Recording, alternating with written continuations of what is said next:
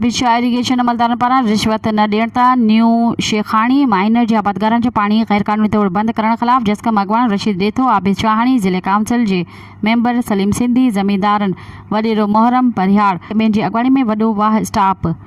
ते एहतजाज जी मुज़ाहिरो करे धरणो हयो वियो। धरणे दौरान आबादगारनि टायरनि खे बाहियूं ॾेई टंडो आदम वाया भिछा रोड बंदि करे छॾियो, जंहिं सबबि गाॾियुनि जी आमद रफ़्त मुअतल थी वई। आबादगारनि जे धरणे खे 2 कलाक गुज़रण बाद DSP टंडो आदम धरणे वारे हंधि पहुची आबादगारनि सां ॻाल्हियूं करे 1 कलाक अंदरि बंदि कयल पाणी खोलण जी यकीन ॾियारण बाद धरणो ख़त्म करायो वियो। इन मौक़े ते आबादगारनि गुल हसन राजपूत, आबिद शाहाणी, मोहरम परिहार ऐं ॿियनि चयो त